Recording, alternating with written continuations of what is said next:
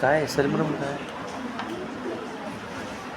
सलमरम काय land animal काय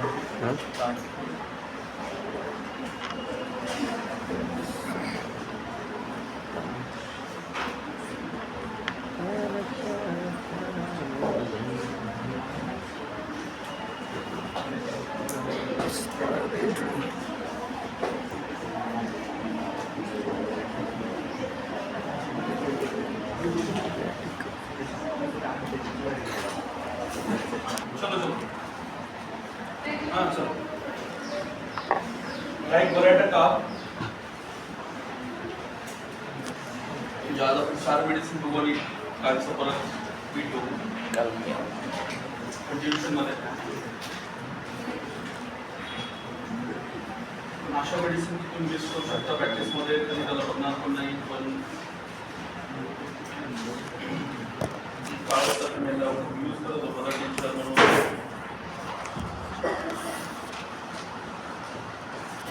एक अशी मेडिसिन बरायटामोल त्याच्यानंतर मग काय भेटलं नाही बरायटामोल अजून पेशंट पण एकदम मानसिक पेशंट असतात ते फार लकीली म्हणजे तुमच्याकडे असा पेशंट आला एखादा ज्याचं आहे ना काय लिहिलंय एकदम जसं लिहिलं तसं यूज करा तुमच्या मनाने काही इंटरप्रिटेशन करू नका इट कॉजेस व्हॅस्क्युलर डिजनरेशन बघा कसलं vascular degeneration causing hypertension when high systolic pressure with comparatively low diagnostic tension is present बघा किती एकदम बेस्ट आहे असं कधी होते आपल्याला सांगता येते स्वतःच्या मनाने काहीच नाही दोन्ही शूट आउट असतील 220 140 मेडिसिन वेगळे आहे पण इथं सांगते की सिस्टोलिक हाय आहे आणि डायस्टोलिक लो आहे म्हणजे लो आहे म्हणजे ॲज कम्पेअर्ड टू लो आहे म्हणजे अशा वेळेस लो कसं ठरवायचं माहितीये ना मीन ब्लड प्रेशर करायचं नॉर्मल मीन ब्लड प्रेशर किती असते 40 120 80 मीन किती झालं 100 म्हणजे दोघांचा डिफरन्स काय इंडिकेट करतो आपल्याला त्या टाइप मध्ये घ्यायचं तो डिस्टन्स वाढत असेल मीन प्रेशर वाढत असेल समजा तर समजून घ्यायचं की डायस्टोलिक कमी आहे ॲज कम्पेअर्ड टू एकदम अंडरलाईन करून घ्या एक माइंड मध्ये मेडिसिन सुद्धा हे पेशंट 100% येतात आणि पर्टिक्युलरली ॲथेरोस्क्लेरोसिस मध्ये असं होतंय सुरुवातीचं एकदम अर्ली तुम्ही एकदम नियोजन करा तो शूट आउट होण्याच्या अगोदर त्याला हार्ट अटॅक येण्याच्या अगोदर मेडिसिन भेटली तर 100% त्याचा हर्ट वाचला असं समजा म्हणून पुढे दिले त्यांनी काय काय होऊ शकते low diastolic with cerebral and cardiac symptom brain and heart पहिले तुम्ही सांगाल मी सगळं रिलेशन सगळ्या सिस्टीम एकमेकाला फॉलो करणाऱ्या गोष्टी चांगलं लक्षात ठेवा ह्या मेडिसिन थेरपॅटिक्स मध्ये येणार it is a conversion cerebral symptom मध्ये काय ना तुम्हाला conversion and convulsive attack offers periodically with starting and excessive dosing about electrical shock with conversion mania in every form sexual desire is increased हे घेतलं ना हा पॉइंट मी कसा compare करतो बघा म्हणजे आजकाल लोकांना हॅबिट झाली over use of sexual medicine use करण्याचं त्यांच्यामध्ये सुद्धा हे बघायला मिळतं डायस्टोलिक पेक्षा लो बघायला मिळतं आणि सिस्टोलिक पेक्षा हाय बघायला ज्या काही मेडिसिन आहेत आयुर्वेदिक घेऊ द्या त्यांनी होमिओपॅथिक घेऊ द्या किंवा ॲलोपॅथिक मेडिसिन घेऊ द्या चलो ये सब मेडिसिन है ना एक्सेस क्या देंगे आपको सिस्टोलिक वर्सेस डायस्टोलिक अगर कोई मेडिसिन मतलब ओवर मेडिकेशन के बाद भी ऐसा रिजल्ट आ रहा होगा तो मैं बोलता हूँ उसको कि पैराटामोल एक बार तो भी दे पुढे इनलार्जमेंट ऑफ हे एक स्लोगन आहे कोणासाठी बराटा बराटेला आपण म्हणतो ग्लँड्युलर डायथेसिस जे आपण इनलार्जमेंट मध्ये सापडते पर्टिक्युलरली इंड्युरेट टॉन्सिल पॅनक्रियाज बघा परत एकदा स्क्लेरोसिस मध्ये multiple sclerosis of brain and God icy coldness of the body with paralysis, voluntary muscle power gone, but perfectly sensible. Sir.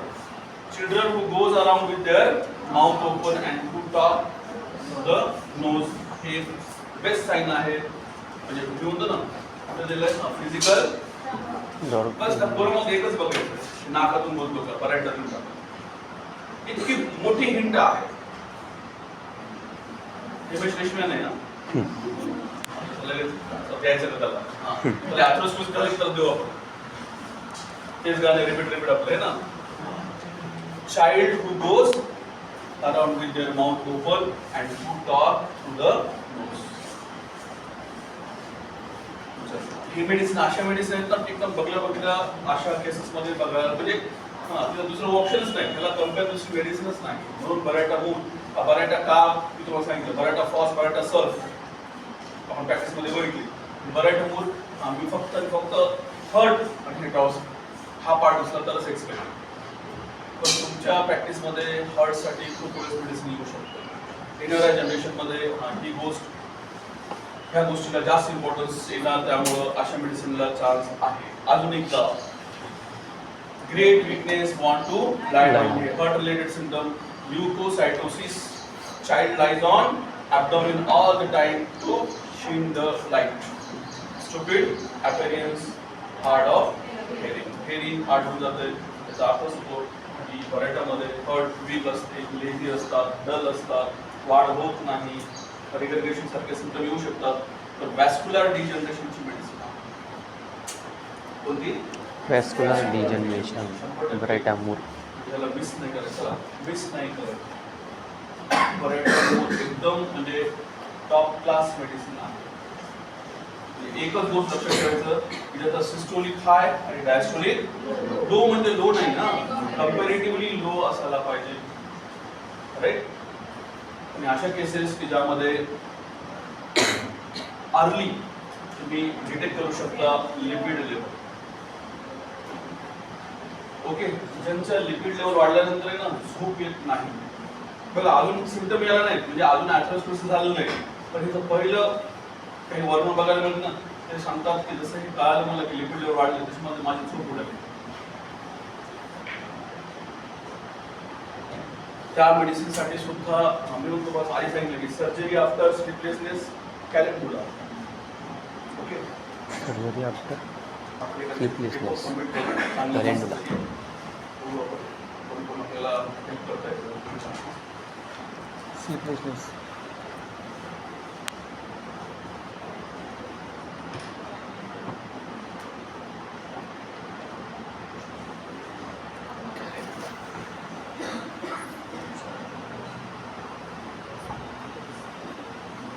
bronchial affection of old people with cardiac dilatation, expectoration become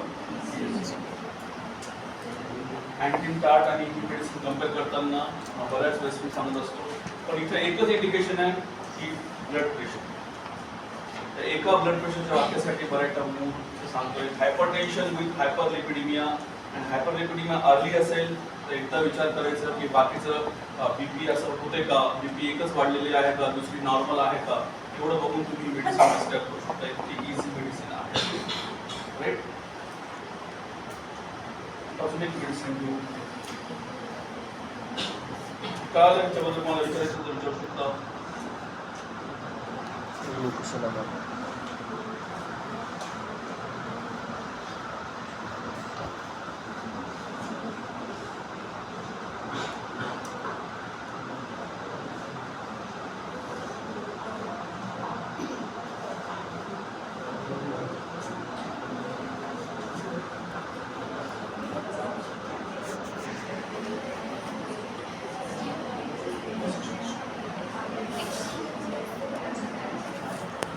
की आपल्याकडे medicine भेटत नाही, मला तुमच्या वेळेवर येत नाही.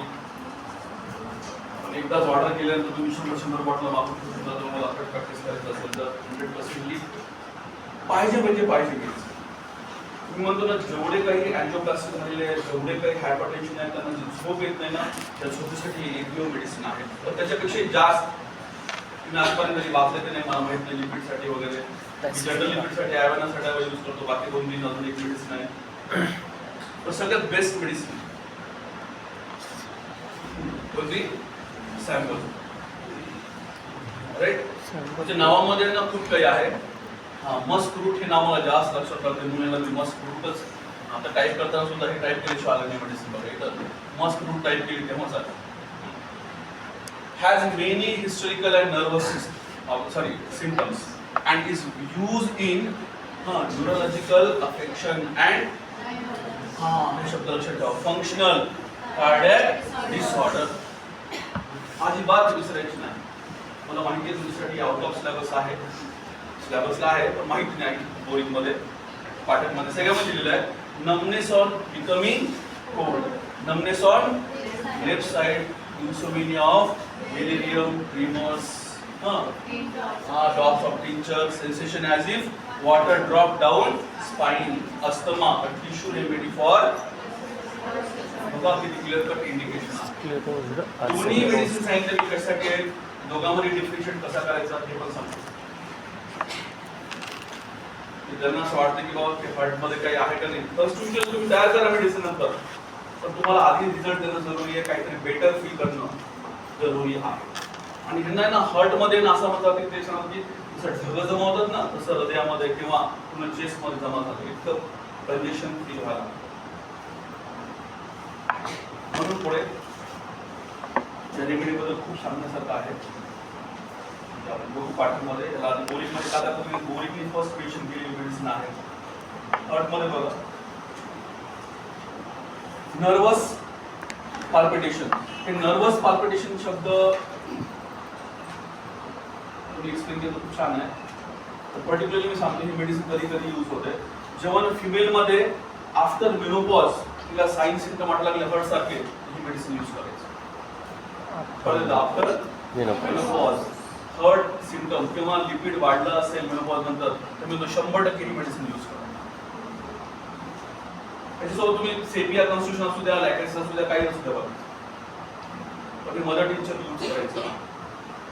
म्हणजे काही काही येणाऱ्या जनरेशनला ऑर्गॅनोपॅथी यूज करणं जरुरी होऊन जाईल. तुम्ही कन्स्टिट्यूशन काढा, आपण त्याला क्लासिकच म्हणू, तर तुम्हाला सुरुवात ह्याच्यापासून करणं जरुरी होऊन जाईल.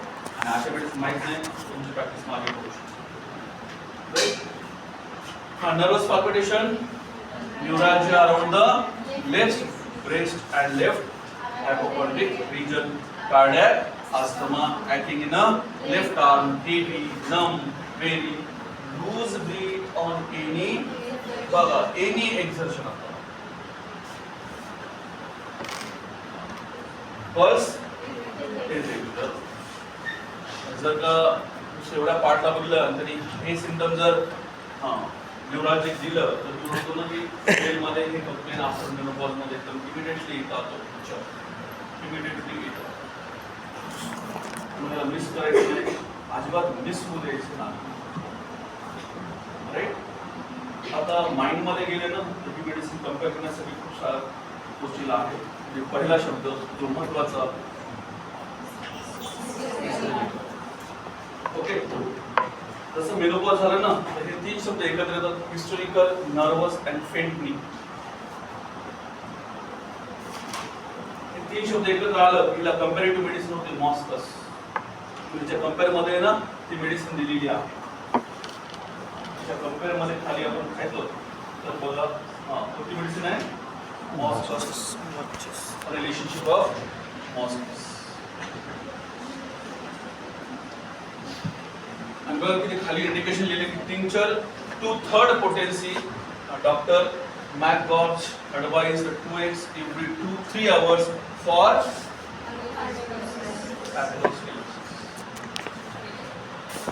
म्हणजे एकाला डायग्नोज केस असेल त्याला फक्त 40, 50, 60, 70, 80% फक्त ब्लॉक असेल तर त्याला जाऊ देऊ नका. हे मेडिसिन ॲलोपॅथिक वाले, हे मालोबाग वाले हेच वापरतात. चूल तिथे काढा बरोबर पाजवत 3 टाइम, त्यांना तिथे 1 महिना ठेवतात आणि डेली हे काढा पाजवतात. आणि दर 15 दिवसाला लिपिड कसं कमी होणार नाही, या मेडिसिन 100% आपल्याकडे डायनॅमिक फॉर्म मध्ये वर टिंक्चर आहे तर ते लिपिड कमी करतात ना, तर ते आर्क काढू देतं. नाही म्हणायचं आमच्या ह्याच्यामध्ये कुठे काय नाही. मेडिसिन यूज करा, मिस करू नका. असे पॉइंट्स मिस झाले की सगळं मिस होते आहे का नाही हेच माहित नाही तर मग पुढे कसं जायचं. त्याला पाठीमध्ये घेऊ, बोरी मधून वाचा. पाठातली कमाल केली, थोडा ॲडव्हान्स देऊन, म्हणजे पाठाने सगळं टाकून दिले जे पाहिजे ते सगळंच काही बघून घ्या. Musk root as its name implies closely resemble to the order of musk. Therefore, like a moscus, it is a remedy for hysterical and nervous affection. It affects the heart, causing nervous palpitation. The patient is nervous, irritable, and sleepless. बघा, तीन जे वाक्य आहेत ना, nervous, irritable आणि sleepless आणि heart problem. आम्ही कसं सांगितलं तुम्हाला, एखादा हार्ट प्रॉब्लेम आहे आणि तो पेशंट नर्वस आहे, इरिटेबल आहे आणि स्लीपलेस आहे. हेच वाक्य कार्टेजेस मध्ये वाचलं होतं आपण. काय शब्द होता बघूया ना, तुम्हाला म्हणलं होतं की तुम्ही विसरता ही गोष्ट. कार्टेजेस मध्ये असंच होतं, फक्त असा शब्द होता नर्वस, अँशियस अँड स्लीपलेस आणि हर्ट. बघा इतका फरक असतो वाचण्यामध्ये. म्हणजे माझ्याकडे दोन पेशंट आहेत, त्याला ॲथेरोस्क्लेरोसिस आहे, लिपिड वाढलेला आहे आणि त्याला झोप येत नाही. एकदम जास्त विचार करतो, दुसरा जास्त चिडचिड करतो, दोघी नर्वस आहे. जो जास्त विचार करून झोप येत नाही आणि त्याला हार्ट प्रॉब्लेम आहे त्याला मी कार्टेजेस देईल. जो जास्त चिडचिड करतो त्याला झोप येत नाही त्याला मी. इतका फरक पडतो. म्हणजे एक एक वाक्य इम्पॉर्टंट आहे. तुला असं वाटतं काय किती शॉर्ट नोट आहे, शॉर्टच नोट आहे ती, पण प्रॅक्टिस करताना एक एक शब्द महत्वाचा आहे. जे शॉर्ट आहेत ना, आपल्याला चांगलं वाचा, त्याच्यामध्ये खूप डेप्थ आहे. बघा, tendency to faint from slightest cause. बघा, चक्कर, एकदम अंधार येते, एकदम अंधार येऊन जातो. पुढे chorea, constant jerking of head links with protrusion of tongue. त्या प्रोट्रुजन ऑफ टंग मध्ये लॅकेसिस सोबत ही मेडिसिन आहे. म्हणून आता की कॉन्स्टिट्यूशनल लॅकेसिस राहू शकते, पण ही मेडिसिन आली. बघा रिझल्ट, पेशंट एकदम फ्रेश बनवलं. समोर तुम्हाला फ्रेशनेस कसा येत नाही बघा. As a hot water flowing through part. हे सिम्पटम फार कमी जर दिलं आपल्याकडं. येलो इनॅसियस डिस्चार्ज, नम trace of becoming cold, left side neuralgia, early senility, sclerosed artery, flushing. Menopause नंतरच्या वोमनमध्ये हे सिम्पटम भेटले. Heart with lipid with hypertension with irritable and sleeplessness. तर मी म्हणतो ना, start with the sample. Words motion आहे, climatic music, thinking of symptoms हे पण इम्पॉर्टंट आहे. हार्ट प्रॉब्लेम मध्ये बऱ्याच असं होते की थोडासा विचार केला की पाल्पिटेशन वाढतात. तसं मी लेफ्ट साइड सांगत असतो ना, तसं हे सिम्पटम आहे ना बऱ्याच कॉन्स्टिट्यूशन मेडिसिन मध्ये आहेत. आणि जेव्हाही येतात आणि त्या ठिकाणी हार्ट मेडिसिन असेल ना, तर फक्त पाल्पिटेशनच वाढते. थोडासा विचार केला की गडबड होते. तिथे सगळे thinking of symptom, thinking of complaint जे आहेत ते ॲग्रिवेशन मध्ये आहे. ॲमोरेशन सेम आहे. मेडिसिन विसरू नका, तिला कम्पेअर लगेच करू आपण. बघून घ्या आता. माइंड मध्ये इमोशनल अँड फ्रेंडली हा शब्द आपण बघू. Weeps and dogs by turns, faintness from hearing music, fear of becoming. हे पण एक इम्पॉर्टंट आहे. त्यांना कळत नाही त्यांच्या कंडिशनमुळे.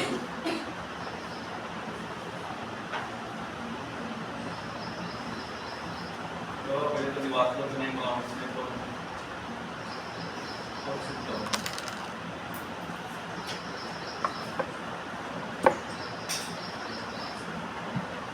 राईट. बस इथं सांगतोय. हाय ब्लड प्रेशर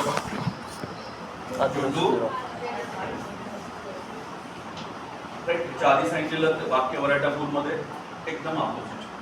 एक साइड वर तर एक side as compared to normal, but atherosclerosis.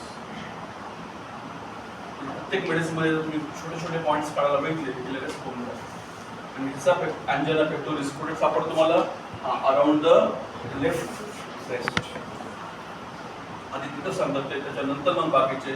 आणि nervous palpitation in historical subject और menopausal words, least exertion and thinking of it.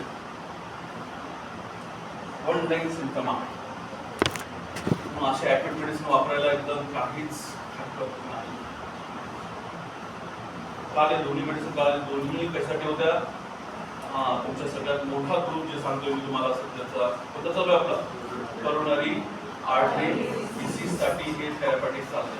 प्रत्येक एरियामध्ये मी वेगळे थेरपॅटिक्स सांगणार आहे. किंवा आधीच सांगितलं की जवळपास सगळ्या मेडिसिन म्हणजे मॅक्झिमम मेडिसिन कव्हर होऊन जाते तुमच्या ॲक्टिव्हिटी. पण ॲट द एंड रामाची सीता तो मध्ये भारतात आपण भारतातच आहे का इंडियामध्ये आहे तुम्ही डिबेट चालू राहणार बरोबर आहे ना. असं होऊ नये. लिहा वाचा खूप वेळेस वाचायला आणि प्रत्येकाचा वेगळा गुण आहे. जेव्हा नुसतं लिक्विड येईल तेव्हा काय द्यायचं विथ हायपरटेन्शन लिक्विड आहे आणि अजून ॲथरोपिन डेव्हलप झालं नाही ह्या सिम्टममध्ये कसं बघायचं हे सगळं जमता आलं पाहिजे. मी म्हणालो काही कारणास्तव परत अजून ह्या झोनकडे येईन मी. मग ह्या पेशंटला खूप वेळ झाला. तुमच्याकडे खूप सारे पेशंट झाले समजा प्रॅक्टिसमध्ये आणि थर्ड पेशंट वाढले तर त्यांच्यासाठी एक वेगळा दिवस ठेवा. त्यांना एक वेगळं इमर्जन्सी असते. त्यामुळे ह्या पेशंटला सगळ्याच गोष्टी चेक करायला लागतात. त्यांचे रिपोर्ट्स वगैरे बनवणं जरुरी आहे. तुमच्या प्रॅक्टिसचे जेव्हा लेवल वाढेल ना तेव्हा तुम्हाला स्टॉप करायचं स्टॉप करून द्या. बिनधास्त स्टॉप करा. तुम्ही घाबरू नका की हे पेशंटला मी आता नको म्हणायला लागेल तर काय होईल माझ्या प्रॅक्टिस काहीच होत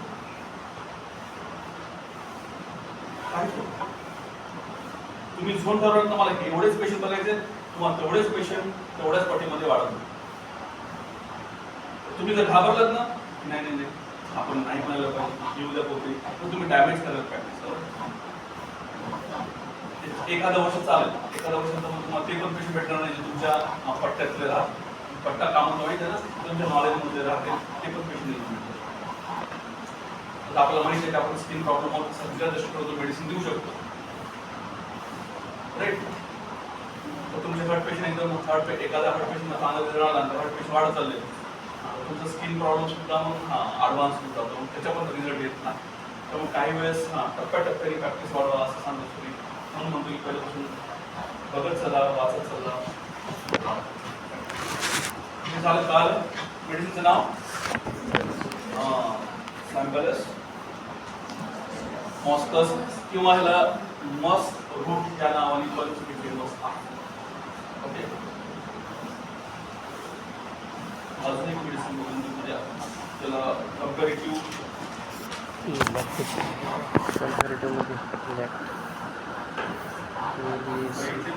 परत एकदा का बघतोय ते सांगतो.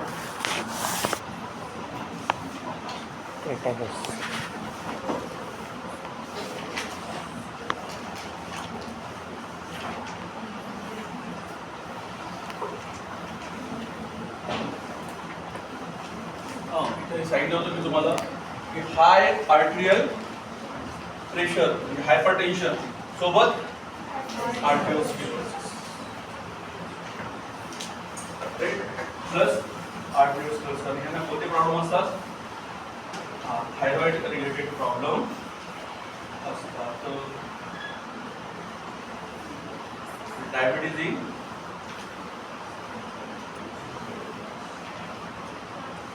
चिल्ड्रन है ना त्यासाठी मेडिसिन नाही होती. स्ट्रॅटेजिक्स तुम्ही छान मेडिसिन आहे पण एक मेडिसिन तीन सांगितलं तुम्हाला मी अजून एक मेडिसिन कॉमन नेम आठवलं मला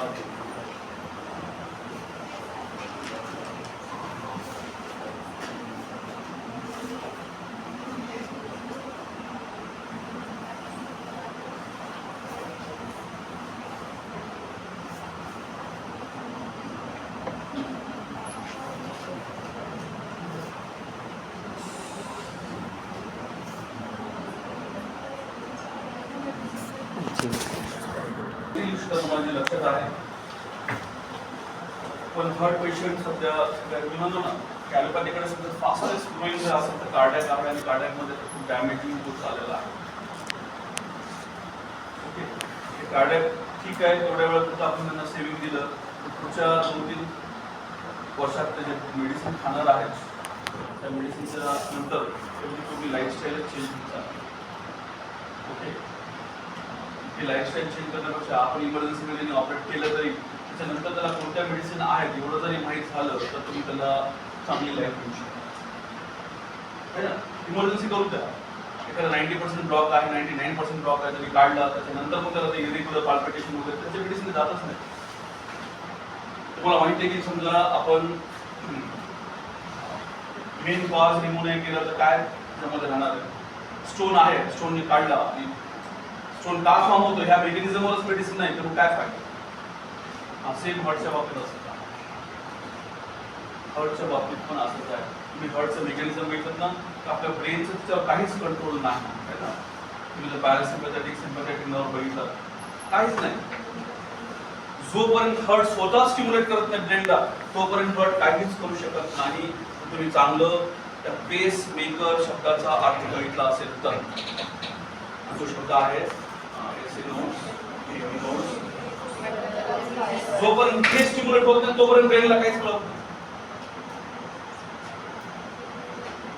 तुम्ही अजून एम्ब्रोलॉजिकली बघितलं की एसए नोट्स कोणत्या एम्ब्रोलॉजिकल कंडिशन मध्ये ते स्टिम्युलेट होतं.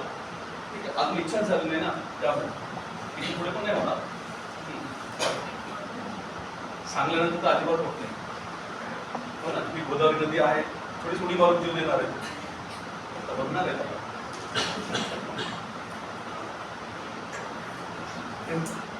तो बेस काढला ना तुम्हाला खूप काही कळून इतकं की आपण त्याला ना वेगळ्या झोन मध्ये घेऊन जाऊ शकतो. ह्या पेशंटला सगळ्यात जास्त काउन्सिलिंग ब्रेनच्या नाही लंग्सच्या नाही हर्ट पेशंटला सगळ्यात जास्त काउन्सिलिंग. म्हणजे एखाद्या सायकोलॉजिकल डिस्टर्ब असेल ना त्याला बोलू नका, काही गरज नाही, त्याला मेडिसिनच घेऊ शकतो. एखादा हर्टचा पेशंट आला त्याला काउन्सिलिंग लागतं. हे पण एक माझं मोठं कारण आहे की हर्ट पेशंटला मी म्हणजे अवॉइड करतो किंवा थोडंसं फारच आता नीड आहेत खूप रिक्वेस्टने आलेले आहेत कुठं रेफरिंग तरच त्यांना मी थोडंसं टायमिंगमध्ये बसतो. पण त्यांना काउन्सिलिंग जास्त करतो कारण की ते सांगेल मी कालपासून जे तुम्हाला शब्द सांगतो मी फेथ त्यांना आहे ना फक्त थोडंसं बसून त्यांना करेक्शन करणं जरुरी आहे आणि ते समजून घेतात. ब्रेन अजिबात नाही, लंग्स अजिबात नाही, स्किनवाले यांना काउन्सिलिंगची गरज नाही. बघा मी नाही म्हणत डॉक्टर हॅनिमनी असेल तुम्ही वाचला नाही मिसिंग आहे, अजून 3 वर्ष वाचणार नाही एम डीमध्ये ते पण मिसिंग होऊ शकतो.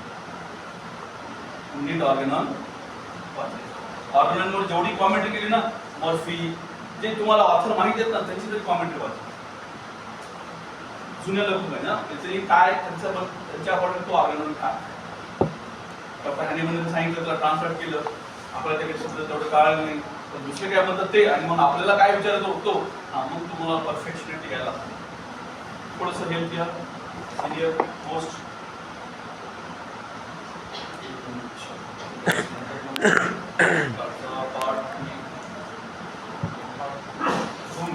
आज इन्फ्लामेटरी आपण चालू करू सोबत जुना पार्ट अटॅच करू.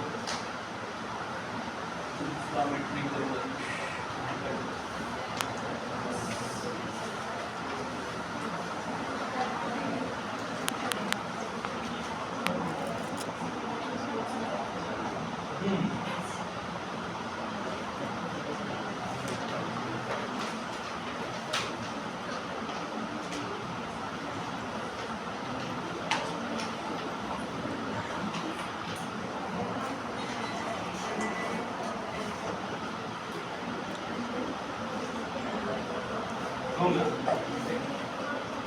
सी म्हणजे करोनरी आर्टरी डिसीज आणि इन्फ्लामेटरी हार्ट डिसीज. इन्फ्लामेशन मध्ये पहिला बघू आपण पेरी कार्डायटिस.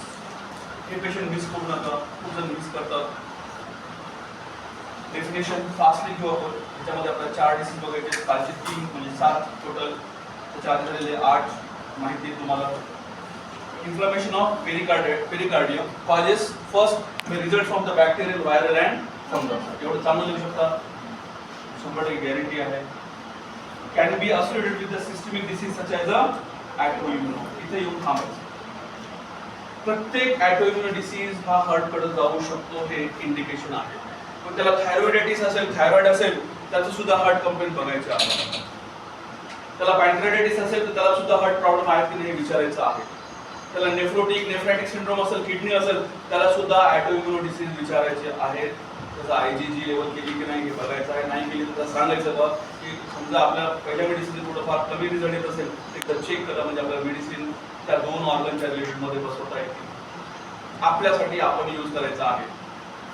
टेस्ट सुद्धा पेशंटला काय महत्वाचं आहे, हिमोग्लोबिन वाढले बस त्याला सांगितलं त्याला पाठ तरी तुमच्यासाठी युजफुल आहे ते मेडिसिन कोणती यूज करू शकता. राईट. त्यामुळे हे सांगतोय की पेरिकार्डायटिस मध्ये ऑटोइम्युन डिसीज येतात आणि पेरिकार्डिक कुठं असतो माहिती आहे ना, सगळ्यात मधला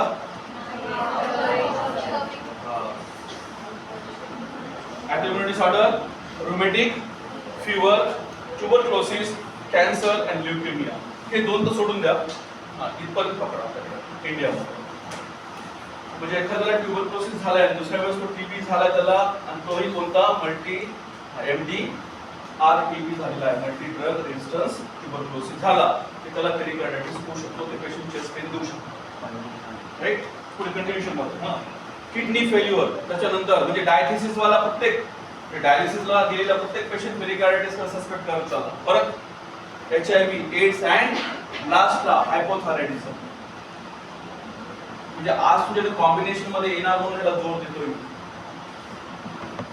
प्रत्येक एक हायपोथायरॉइडिझम पेशंट आहे त्याला आता 15 वर्ष झालेले आहेत, ते आता चेस्ट कंप्लेंट द्यायला तुम्हाला तुमची मेडिसिन मध्ये काय आणणं जरुरी आहे बघा. चला, heart attack, post MI, pericarditis and myocarditis सोबत राहू शकतात. Radiation therapy to the chest and medication that suppress the immuno system. म्हणजे ज्याला बेटनासोल पण चालू आहे खूप दिवसापासून रुमॅटिक कंडिशन मध्ये, त्यांना सुद्धा पेरिकार्डायटिस सारखे सिम्पटम येऊ शकतात.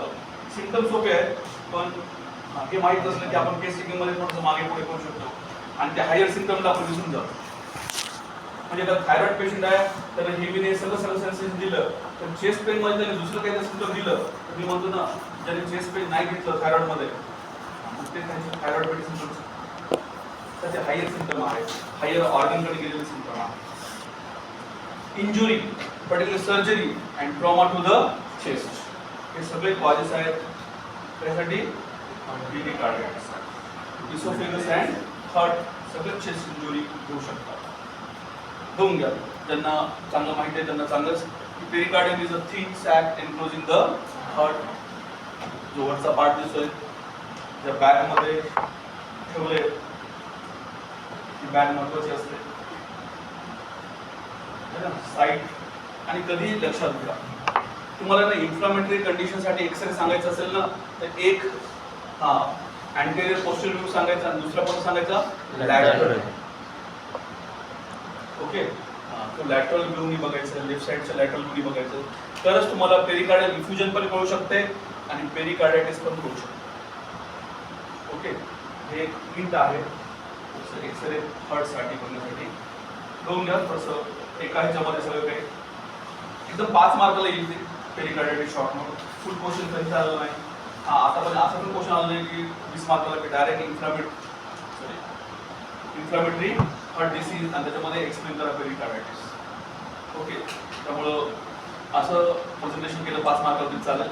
Inflammation of pericardium, pericardial infusion, त्यामध्ये काय होऊन जाईल, फ्लूइड ॲक्युमुलेशन. त्यामध्ये टाइप ऑफ फ्लूइड कसं राहू शकते, सिरस, रुलेट or blood in the pericardial sac. त्याच्यामुळे काय होईल, इंट्रा पेरिकार्डियल प्रेशर वाढेल. ते वाढल्यामुळे काय होईल, कंप्रेशन ऑफ हार्ट. म्हणजे पूर्ण फ्लूइड जमा झालं तर हार्टला एक्सपाउंड होण्यासाठी जागा मिळणार नाही. त्याच्यामुळे काय होईल मग, decrease ventricular filling and emptying. म्हणजे कार्डियक आउटपुट पण आणि कार्डियक इनपुट पण कमी होऊन जाईल. आणि ते कमी झालं, कार्डियक आउटपुट कमी झालं की सिम्पटम माहिती आहे तुम्हाला, व्हेनस प्रेशर वाढणार आहे आणि आर्टरी प्रेशर लो होणार आहे. सारखं पेरिकार्डायटिस राहून सुद्धा ब्लड प्रेशर लो राहू शकतं. आलं लक्षात येईल. ज्यांना लहानपणी, आता आपण त्याच्यामध्ये कॉलेज बघू ना पुढे गेल्यानंतर कुठून येणार आहे. Acute pericarditis result to exudate formation. ही कंडिशन सगळ्यात जास्त कॉम्प्लिकेशन मध्ये आहे. जर का जास्त दिवस पेरिकार्डियल इन्फ्युजन राहिलं आणि ते एक्झुडेट मध्ये गेले, एक्झुडेटचा अर्थ काय, थिक फ्लूइड होऊन जाते. म्हणजे हार्टला इतकं रिस्ट्रिक्ट करून टाकते की आता त्यांना साधं चालणं सुद्धा अवघड होऊन जातं. It severe can leads to cardiac tamponade. Cardiac tamponade आपण सेपरेट शॉर्टकट बघू आता लगेच कंटिन्यूशन मध्ये. पण कार्डियक टिम्पोनेट नावाने जरी सर्च केलं रेकॉर्डिंगमध्ये तरी सुद्धा मेडिसिन दिलेले आहेत. आणि त्या मेडिसिन कोणत्या माहितीये का? इफ्युजन वाल्या म्हणजे इडिमा, त्यामध्ये हेपरसल, सिलिशिया अशा मेडिसिन आहेत. म्हणजे इंटरनली आणि एक्सटर्नली दोन्ही पस आपण एक्झुडेट करत जाणाऱ्या. कधी कधी काय होतंय, सुपरफिशियल ऑप्शन्स कल्किरिया सब चालतंय पण कल्किरिया सब पित नाही मेडिसिन कार्डियक टिम्पोनेटसाठी. म्हणजे थिक पस कधीच करत नाही, इतकं सुपरफिशियल आहे. म्हणून कधी कधी मेडिसिन वाचता नाही ना, सगळ्या अँगलने वाचायचं, सगळ्या सिस्टमसाठी वाचायला शिकलं ना तुम्हाला कोणतं ते काय हे सिम्पटम ह्याच्यासाठीच आहे आणि हे माइंड ह्याच्यासाठीच आहे. पण एक ड्रग सिंपली वाचायला शिकायचं, तुमच्या पद्धतीने अनालिसिस करायचं नाही, जे दिलंय त्यालाच अनालिसिस करायचं आहे. अजून एक पुस्तक काढायचं नाही आपल्याला. क्रॉनिक पेरिकार्डिटिस रिझल्ट टू तिथं हार्डनिंग करून टाकेल. बघा दोन्ही पॅथॉलॉजी म्हणजे 3 पॅथॉलॉजी झालं. एक साधारण म्हणजे फ्लुइड प्युरलंट, त्याच्यानंतर एक्झुडेट आणि त्याच्यानंतर हार्डनिंग. आता तुम्ही पॅथॉलॉजिकली जर मेडिसिन बघत चालत ना तुम्हाला कळू शकतं की पेरिकार्डियम मध्ये कोणकोणत्या मेडिसिन कामाला येऊ शकतात.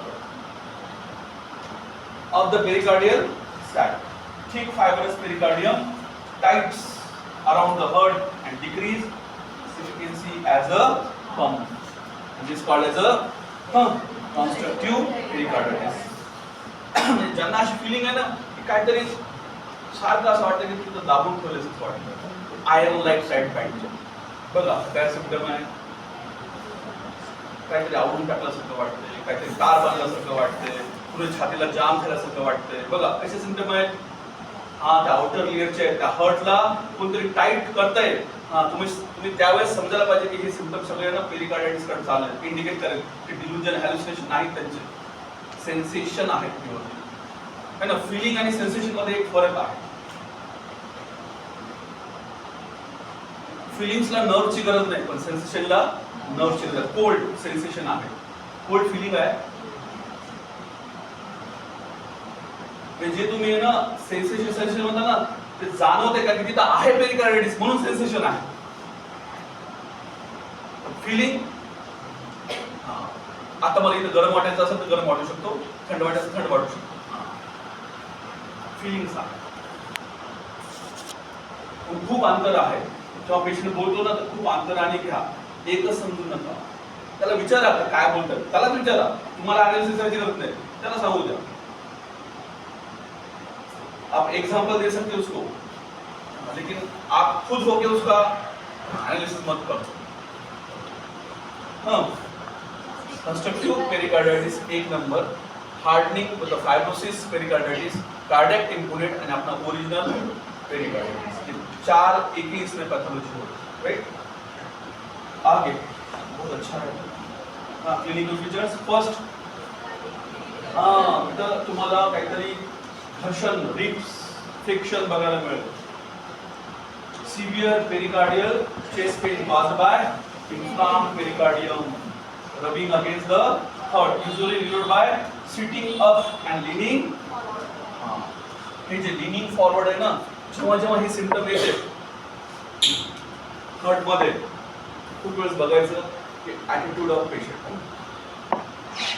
साधी मेडिसिन नाही मी तुम्हाला, कोणी हात जवळ घेते, कोणी त्याला पकडते, कोणी छातीवर हात ठेवी है ना. ह्या पेरिकार्डिटिससाठी ना सगळ्यात बेस्ट ॲक्यूट मध्ये पेन मध्ये ब्रायोनिया मेडिसिन आहे. आता बघा कारण का ते फ्लूइड ड्राय होऊन जातं. बघा आधी इफ्युजन, ब्रायोनिया कोणाकोणाला माहिती आहे इफ्युजन साठी मेडिसिन आहे. ड्रायनेस एकदम आपण सांगितलं तुम्हाला, मी हे तुम्हाला रोमॅटिझम मध्ये पण सांगितलं होतं. सायन्युअल इफ्युजन, त्याच्यानंतर मग ड्रायनेस, फॉलोड बाय ड्रायनेस. म्हणजे पेरिकार्डिटिसच्या पहिल्या टप्प्यामध्ये पण आणि लास्टच्या टप्प्यामध्ये पण ब्रायोनिया काम करू शकतो. इतकी इझी मेडिसिन, पण कधी कधी त्या अँगलनी बघत नाही तुम्ही. तुम्हाला वाटतं ब्रायोनिया म्हणजे काय, इतक्या बरोबर त्याच्यामध्ये एकच आहे लिस्ट मोशन, रेस्ट टाइम. इथं पण सेम होतं. स्लाइटेस्ट त्याला कॉज पेरिकार्डिटिस, ते थोडं सुद्धा हार्ट आता जास्त एक्स्ट्रा एक्सपांड होऊ शकत नाही. स्लाइटेस्ट एक्सपांड व्हायचा प्रयत्न केला तरी पेन आहे. म्हणून ब्रायोनिया आलं ना. प्रत्येक झोनला वेगळी मेडिसिन आहे. पण तिथे एकच गोष्ट आपण चेस्ट पेन आम्हाला तर कॉमन दिसायले चेस्ट पेन. तर chest pain due to the pericarditis आहे तर चेस्ट पेन ऑब्स्ट्रक्शनचं आहे हे कसं ओळखायचं. हे रेफर बघा आता इथे काय इथे बेस्ट आहे बघा. Usually relieved by sitting up and forward. हे leaning forward particularly outer layer साठी काय शब्द. हां प्लुरायटिस टाईप मी काल सांगितलं त्याला. प्लुरायटिस म्हणजे कॅचिंग पेन. थोडं जरी श्वास घ्यायला लागले की एकदम नॉर्मल लगेच पेन होऊन जातं. प्लुरेसी त्याला काल सांगितलं होतं. सेम लंग्स एक्सपांड होताना आणि हार्ट एक्सपांड होताना सेम. आणि बघा शार्प अँड स्टॅबिंग पेन. स्टॅबिंग चांगला अर्थ सेन्सेशन आहे. बऱ्याच वेळेस माइंड पण आहे. स्टॅब होणं म्हणजे काय होणं. धोका. शुरा धोका. वे ready to neck left shoulder arm back और एब्डोमेन की एज इट इज है. और आपको अच्छी तरह से मालूम है कि जब भी इंटेस्टाइन में पेन हो रहा तो ब्रायोनिया क्या बोलेगा एग्जैक्ट पीछे पेन हो रहा ready to the point to point. जो सामने है ना वही पीछे बता रहा समझो ऐसे कंडीशन में तो ब्रायोनिया 100% लिखा है. रेफर करूंगा बाद में लेकिन वो पेन सबसे इंपॉर्टेंट है. Characteristic pain of bryonia often intensified with a deep breath. Intensified with the deep breathing and lying flat and may increase with coughing and swallowing. म्हणजे ते छातीचं म्हणजे हृदयाचं पेन जे आहे चेस्ट पेन जे आहे तर सॉल्विंगच्या वेळेस पण आहे आणि कफिंगच्या वेळेस पण आहे. म्हणजे प्रत्येक गोष्ट की काय सांगतंय की जसं इंडिकेट करतंय ब्रायोनियामध्ये सिम्पटम असेल तर आपण हर्टसाठी. पेरिकार्डायटिस पर्टिक्युलरली ड्राय होत असेल एक्झुडेट होत असेल तर ब्रायोनिया बेस्ट मेडिसिन होऊ शकतं. एक थेरपॅटिक सांगितलं. Breathing difficulty Wien lying down कितीतरी मेडिसिन आहे. ह्या सिम्पटमला अस्थमा समजू नका मी नेहमी सांगत असतो. पर्टिक्युलरली लहान मुलांमध्ये तर क्लिअर कट सांगत असतो की जसा मॅक्झिमम डायग्नोसिस लहान मुलांमध्ये काय होतात बाल अस्थमा आहे म्हणतात आणि त्यानंतर पटची प्रॉब्लेम होतात. अशा गोष्टीला आपल्याकडे सिफिलिटिक आहे. Okay need to bend over and hold the chest while breathing. आता बघा हे सिम्पटम कोणामध्ये hold the chest while breathing coughing ब्रायोनियामध्ये hold the chest and leaning पूर्ण फॉरवर्ड होऊन जातो. म्हणजे ऍज इट इज पिक्चर सांगितलं त्यांनी पेरिकार्डायटिस मध्ये. तरी आपल्याला सिव्हिरिटी कळत नाही पेशंटची काय असं दिलं असेल होल्डिंग चेस्ट ॲटिट्यूड. म्हणून ज्या ठिकाणी ॲटिट्यूड आला ना त्या ठिकाणी हर्ट मेडिसिन आणि त्या हर्टसाठी सिम्पटम आहे.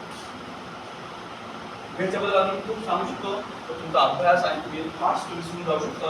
म्हणतात ना ड्राय कफ हे तर ब्रायोनियामध्ये नाहीच अजिबात. अँकल फीट्स लेग स्वेलिंग हे तर इन्फ्लामेशन मध्ये बघा प्रत्येक गोष्टीने सिफिलिट घेतलं टच करून जातं. कसं हे टच करून जातं. एखाद्या वेळेस अँकल स्वेलिंग आली आणि न मेडिसिन घेता गेली ना समजून घ्यायची कुठेतरी हर्ट वाढला हर्ट तेवढं लेवलला आलं आणि परत नॉर्मल झालं. एकदा वॉर्निंग देऊन गेली right. Fits leg swelling occasionally पण एकदा तरी येऊन जाऊ शकते पेरिकार्डायटिस मध्ये. एन्झायटी मफल्ड किंवा लो हर्ट साऊंड राहू शकतात कारण की पंप तेवढं असल्यामुळं लो हर्ट साऊंड राहू शकतात. समजलं एवढे सिम्पटम एकदम सोपे सोपे आहेत है ना. खूप ताप आलेला आहे अंग दुखतंय डोकं दुखतंय सगळं आहे त्याच्यामध्ये असं लिहितं तुम्ही आता एक्झाम मध्ये. फिवर ग्रेट हेडॅक है ना लेग पेन ॲब्डोमिनल पेन वॉमिटिंग नॉझिया सगळं झालं ना. हर्टचा क्वेश्चन आहे हर्टचे सिम्पटम येऊ द्या. सगळे शेवटी फिवर डायग्नोस्टिक मध्ये एक्सरे एक echocardiography CT MRI CT scan त्याच्यामध्ये इन्लार्जमेंट वगैरे मिळेल. पेरिकार्डियम मध्ये ECG is abnormal 90% of patient with acute pericarditis. कधी कधी CKMB वगैरे सगळंच करू शकतात. जर चेस्ट पेन जास्त सिव्हिअर असेल तर ब्लड कल्चर बॅक्टेरियासाठी CBC ratio increase WBC leucocytosis आता भेटला तो मेडिसिन मध्ये सुद्धा. आणि कधी कधी मग तुम्हाला सेंटेसिस करायला लागेल pericardiocentesis with chemical analysis with pericardial fluid म्हणजे TB वगैरे किंवा दुसरं एखादं कॅन्सर वगैरे सेल आहेत ते होण्यासाठी पण सुद्धा करू शकतात. राईट. दुसरा टाईप त्याच्यामधला कंस्ट्रक्टिव्ह हे बघितलं आपण एक क्रॉनिक फॉर्म ऑफ पेरिकार्डिटिस. तो क्वेश्चन संपला 5 मार्काचा. हा दुसरा क्वेश्चन विथ पेरिकार्डियम रिजिड. फक्त वाचत चला आता. Thicken starred less elastic than normal. Same to same symptom राहणार आहे. Pericardium can not stretch as the heart beat which prevent the chamber of heart from filling with blood. त्यामुळे काय होऊन जाईल decrease cardiac output blood back up behind the heart आणि symptom of heart failure. म्हणजे symptom of heart failure सगळे लिहून टाकायचं. आता इथे शिकवायची गरज आहे हार्ट फेल्युअर. म्हणून म्हणतो पहिला क्वेश्चन जास्त वेळेस वाचा तर तो तुम्हाला सगळं लिहायचा आहे. तसं सगळं शेवटी हार्ट फेल्युअर शिकला असं इथं म्हणजे असेल हार्ट फेल्युअर म्हणजे काय. एक चंद्र काढून टाकलं की heart failure. The inflamed pericardium causes pain when it's rubbed against the heart. बस संपला इथं क्वेश्चन. हा झाला कंस्ट्रक्टिव्ह एकदम छोटा होऊन जाईल पेरिकार्डियम. आता तुमचा सगळ्यात महत्त्वाचा क्वेश्चन कॉजेस मधला कॉर्ड म्हणजे घेऊन घेऊ हे कॉजेस. आता बघा आता क्रॉनिकला मी 2 गोष्टी वेगळ्या सांगणार आहे. तुम्हाला मेडिसिनचं नाव सांगायचं जमलं. Most common cause are condition that induce chronic inflammatory pericarditis is tuberculosis and radiation therapy of chest and cardiac surgery. मला एकच मेडिसिन सांगा की पोस्ट ट्यूबरक्लोसिस नंतर हार्ट प्रॉब्लेम्स आहेत. एकच मेडिसिन. तिथला खूप वेळेस मी ट्राय केलं. त्यांना टीबी झाला. आता सुद्धा आपल्याकडे टीबी पेशंट येतात, HIV पेशंट पण येतात. त्याच्यामध्ये कधी कधी त्या स्पेशल मेडिसिन मध्ये एखाद्या वेळेस देऊन टाकले. Tuberculosis heart, tobacco heart,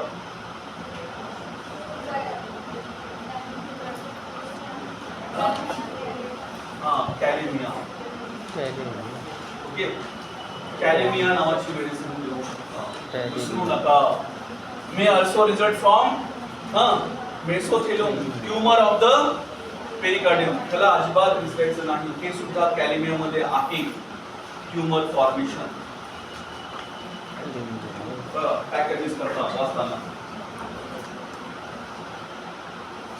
Incomplete drainage of abnormal fluid accumulation in the pericardial sac, which can occur in blunt pericarditis or in post-surgery hemopericardium bleeding in pericardial sac.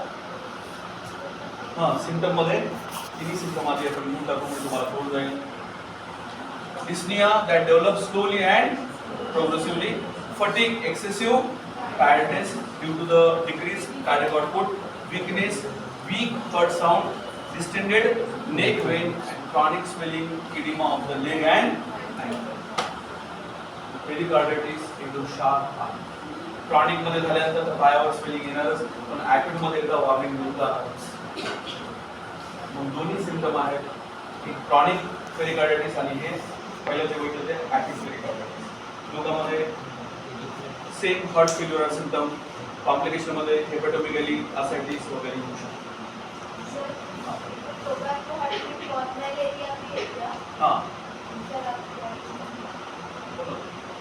Actually 4 medicine है. Tobacco heart.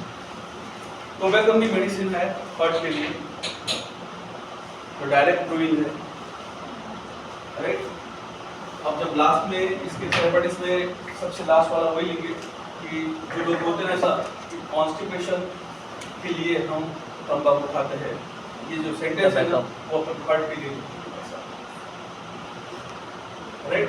Direct it is related विद the heart. उसमें फिर मैं बोला ना फिर addiction की तरफ जा रहा था. अभी जैसा सा और डिसीज ऐड करूँगा ना तो व्हाट इज इट डेफिनेशन करो आप एडिक्शन के रिलेटेड. क्या डेफिनेशन है? तो माइंड से लेकर बॉडी तक ना एडिक्शन कौन से लेवल पे आ गया तो और एक बार सेट हो गया ना बॉडी के अंदर, माइंड जब हो माइंड फ्री हो गया, लेकिन एक बार वो एडिक्शन बॉडी के लिए सेट हो गया तो आपके लिए आर्टिफिशियल डिसिप्लिन या वो प्योर नहीं. तो एडिक्शन एक लेवल पे आके क्रॉस कर दिया कि एडिक्शन छोड़ भी दिया ना तो भी वो पेशेंट बॉडी उसकी अब करेक्ट नहीं हो सकती. आया तो एडिक्शन सबसे ज़्यादा डिस्ट्रक्टिव पावर है और वो लगाने वाला हार्ट की तरफ एनाल्जेसिक दे सकते हैं, antibiotic, anti inflammatory drugs, diabetics, synthesis करने के बाद उसका according to medicine. Low sodium diet याद रखो, राइट? इतना तो लिख सकते हैं ट्रीटमेंट के अंदर। और मेडिसिन के अंदर ब्रायोनिया, स्पॉन्जिया, कैलेमिया, कार्बोल देखने वाले तब ये आएंगे मेडिसिन। समझ में आ गया इतना तो का दो ही ड्रग्स। तो आज के लिए काफी ज्यादा, कल देखेंगे अपन। ऊपर वाला दिख रहा क्या? कार्ड है टैम्पोनेट्स। टेम्पोनेट्स।